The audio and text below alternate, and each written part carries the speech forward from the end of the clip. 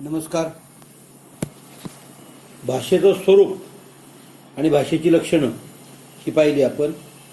तसंच भाषाभ्यासाच्या विविध पद्धती पण आहेत, त्यांचाही मागोवा घेतलेला आहे.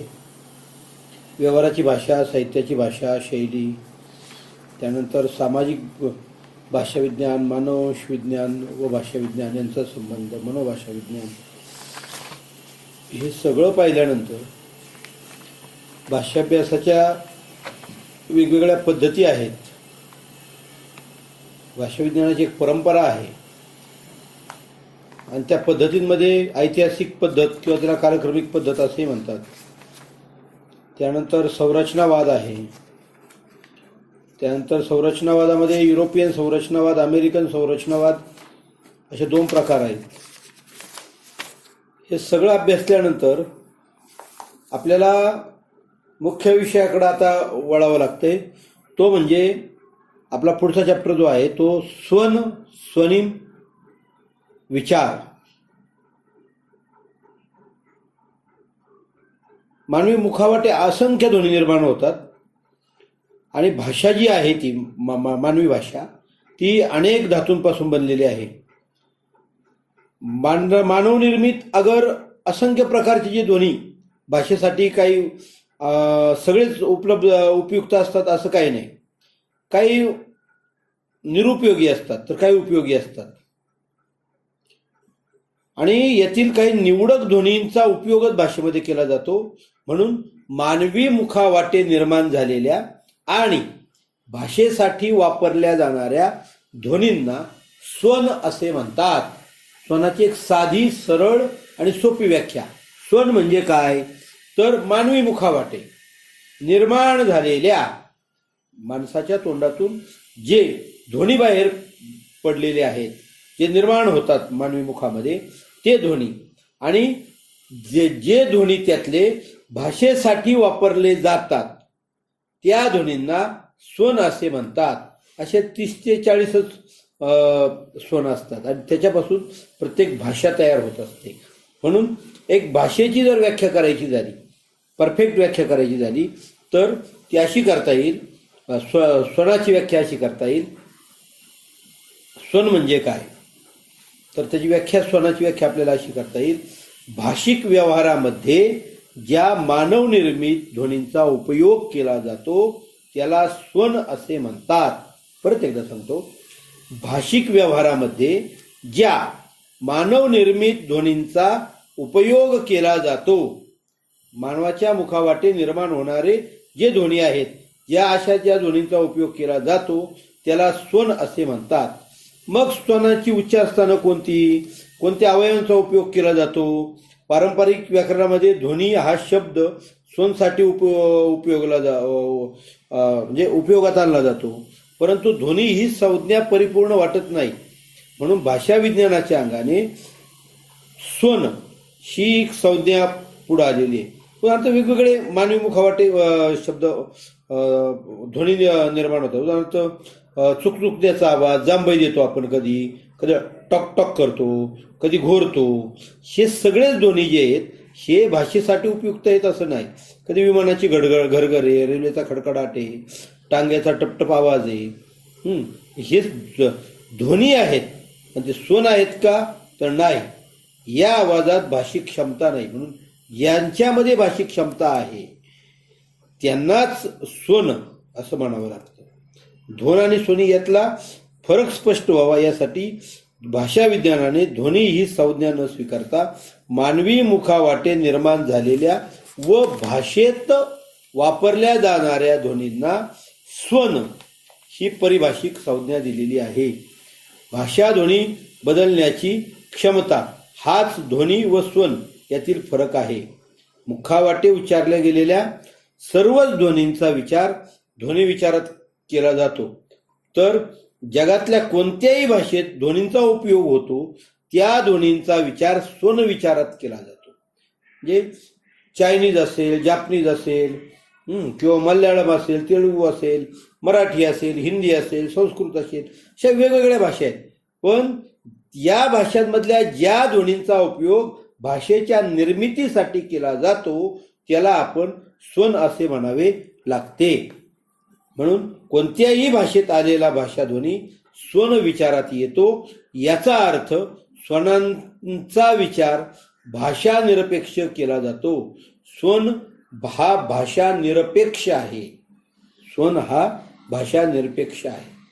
मग माणसाचं बोलणं म्हणजे एका पाठोपाठ एक विशिष्ट क्रमाने मनात काही भावभावना निर्माण झाल्या तर भाषिक व्यवहारांच्या दृष्टीने तो उच्चारण ध्वनींचं उच्चारण करत राहतो. अशा प्रकारच्या उच्चारणांचा विचार ध्वनी विज्ञानात केला जातो. पण जे उच्चारत असताना तो स्वन उच्चारण नसते तर तो ध्वनी उच्चारण असते. म्हणून ध्वनी उच्चारण जेव्हा भाषेच्या क्षेत्रात काही कार्य करण्यासाठी उच्चारले जातात तेव्हा भाषा विज्ञानात त्याचा विचार स्वन म्हणून केला जातो. अशा स्वनांचा भाषानिरपेक्ष अभ्यास भाषा विज्ञानात केला जातो. म्हणून स्वन विज्ञानाच्या काही शाखा आहेत. कोणत्या शाखा आहेत? तर याच्या प्रमुख 3 शाखा आहेत. ह्या पाठ करणं गरजेचं आहे किंवा नोट करणं गरजेचं आहे. पहा कोणत्या आहे 3 शाखा प्रमुख. तर एक औच्चारिक. औच्चारिक म्हणजे उच्चार करून. औच्चारिक म्हणजे उच्चार करून जे स्वन निर्माण होतात उच्चाराने त्यानंतर औच्चारिक. दुसरे सांचरिक आणि तिसरं आहे श्रव्य स्वन विज्ञान. बोलणाऱ्या मानवाने निर्माण केलेली स्वनरचना जेव्हा दुसरा मानव ऐकतो आणि त्याचा अर्थ त्याच्या लक्षात येतो तेव्हा एक भाषिक व्यवहार पूर्ण होतो. हा व्यवहार पूर्ण होताना 3 क्रिया घडत असतात. एक मुखावाटे निर्माण केलेली स्वनरचनांची निर्मिती. तोंडावाटे ज्या स्वनरचना निर्माण होतात त्यांची निर्मिती. दुसरं स्वनांचा हवेतून होणारा प्रवास किंवा प्रसार. स्वनांचा हवेतून होणारा प्रवास किंवा प्रसार. ज्यावेळी स्वन उच्चारले जातात त्यावेळी ते हवेत जातात आणि हवा हे माध्यम आहे.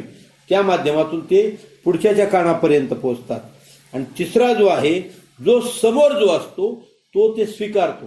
म्हणून संदेशनाचं प्रक्षेपण त्यानंतर संदेशनाचं वहन आणि संदेशनाची स्वीकृती ही संदेशन प्रक्रियेची प्रमुख 3 अंग आहे. संदेशन करणारा त्याचं माध्यम आणि संदेशन स्वीकारणारा ही 3 माध्यम आहेत. 3 माध्यमं आपण जी गेल्या वर्षी जी शिकलेली आहे संदेशन माध्यम प्रक्रिया. तर ही संदेशन प्रक्रियेतली जी 3 अंग आहेत ना ती तिथं पुन्हा आपल्याला या अंगाने अभ्यासावी लागतात. पहिलं म्हणजे मुखावाटे केलेली स्वनरचनांची निर्मिती.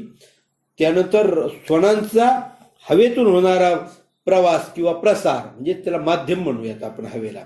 आणि दुसरं एक आहे दुसऱ्याकडून केलेला स्वन स्वीकार.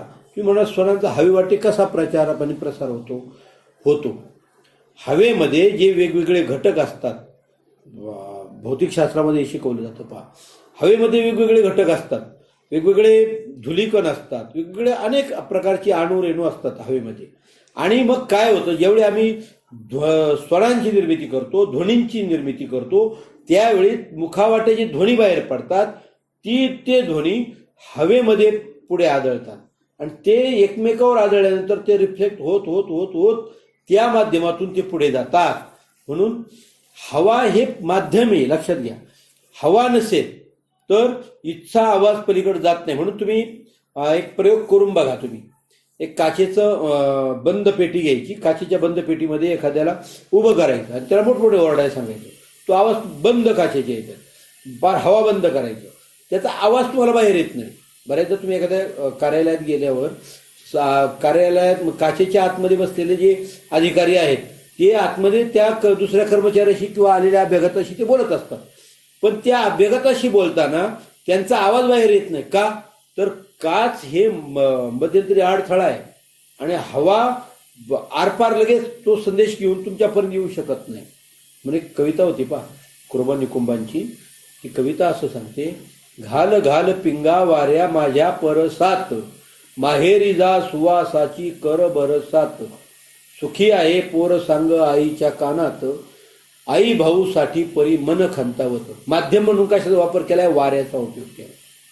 ज्ञानेश्वरांनी ज्ञानेश्वरीमध्ये तयेकडील वारा, म्हणजे गुरु ज्या दिशेला असतील तिकडचा वारा जरी आला ना तरी तो वारा मला बरंचसं काही सांगून जातो, किंवा तो वारा मला माझ्यासाठी खूप पवित्र आहे.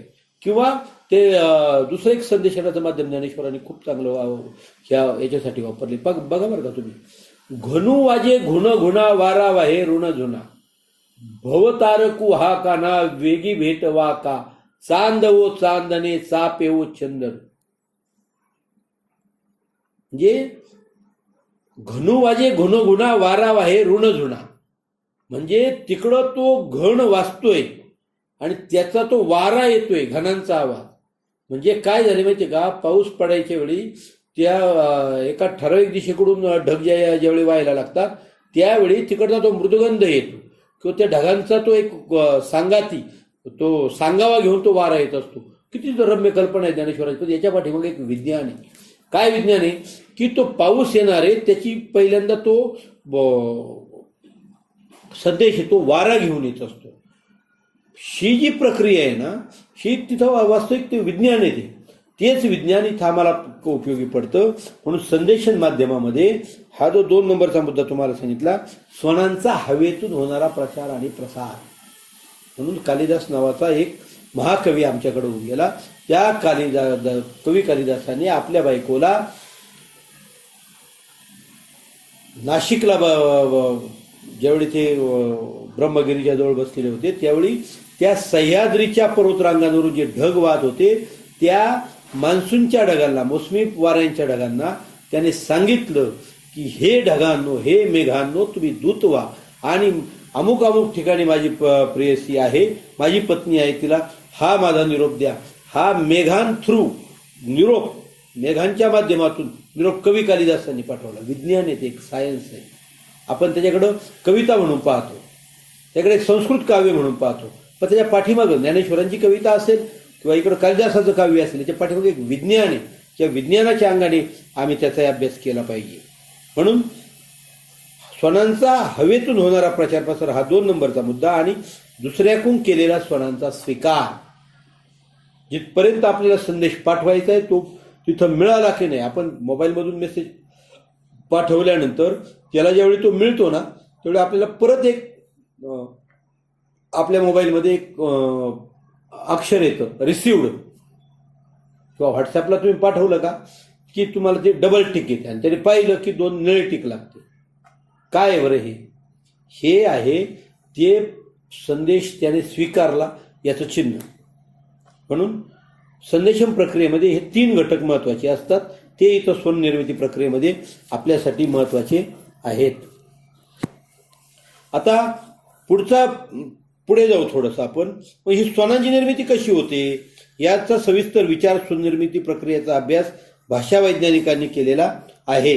आणि मग हा भाषा वैज्ञानिकांनी केलेला अभ्यास जो आहे तो स्वनिर्मितीमध्ये कोणकोणते मुखेंद्रिय आहेत, त्या स्वनांचे गुणधर्म कोणते, स्वनांचं वर्गीकरण कसं करायचं याचाही आपल्याला अभ्यास करावा लागेल. त्यामध्ये सांचरिक स्वनविज्ञान आणि श्राव्य स्वनविज्ञान याचाही आपल्याला अभ्यास करावा लागेल. सांचरिक म्हणजे काय माहिती का, मानवी मुखावाटे बाहेर पडलेल्या स्वनांचा हवेवर आघात होतो. या आघातामुळे हवा कंप पाहून स्वनलहरी उत्पन्न होतात. ही कंपने किंवा आघाताची पुन्हा पुन्हा होणारी आवृत्ती याचे विशिष्ट प्रकारे मोजमापन यंत्राच्या सहाय्याने करता येते. यामुळे स्वनांची तीव्रता आणि गुण लक्षात घेता येते. अशा पद्धतीने स्वनांचा अभ्यास सांचरिक स्वनविज्ञानात केला जातो. तर श्राव्य स्वनविज्ञानामध्ये ऐकणाऱ्याच्या मनाने केलेला स्वनांचा स्वीकार महत्वाचा असतो. आपण जे 3 शिकलो होतो ना, औपचारिक, सांचरिक आणि श्राव्य. तर श्राव्यमध्ये ऐकणाऱ्याच्या मनाचा स्वनांनी केलेला स्वीकार महत्वाचा असतो. याचा अभ्यास ज्यामध्ये होतो त्याला श्रव्य स्वनविज्ञान असं म्हणतात. स्वन उच्चारताना मानवी शरीराच्या अनेक अवयवांचा उपयोग करून घेतला जातो. त्यातल्या त्यात मानवी मुखेंद्रियातील अनेक इंद्रियांचा उपयोग स्वन उच्चारताना केला जातो. स्वननिर्मितीत सहभाग असणाऱ्या इंद्रियांची मुखातील स्थाने भाषाभ्यासाच्या दृष्टीने आपल्याला विचार करावी लागतील. आणि ती जी स्वननिर्मितीची जी स्थानं आहेत, कुठं स्वन निर्माण होतात, तर ही सगळी 24 स्थानं आहेत मानवी शरीराची. तर त्याच्या मग ते वरचा दात, खालचे दात, दंत, अग्र, पश्चतालू, तालुपट, आदी जिव्हा, गलभित्तिका, खालचा ओठ, खालचे दात, जिव्हाग्रा, जिव्हाफलक, अग्रजिव्हा, केंद्रजिव्हा, पश्चजिव्हा, जिव्हामूळ, उपजिव्हा, आभासी, स्वरतंत्री, कंठद्वार, स्वरतंत्री, अन्नमार्ग, श्वासमार्ग, मुखविवर आणि नासिकाविवर असे 24 वागेंद्रिय आहेत. या वागेंद्रियांचा अभ्यास आपण पुढच्या पाठामध्ये करणार आहोत. म्हणजे आपल्याला स्वनांची निर्मिती कशी होते ती आकृतीद्वारे आपल्या लक्षात येईल. तुर्तास आपण इथंच थांबूया.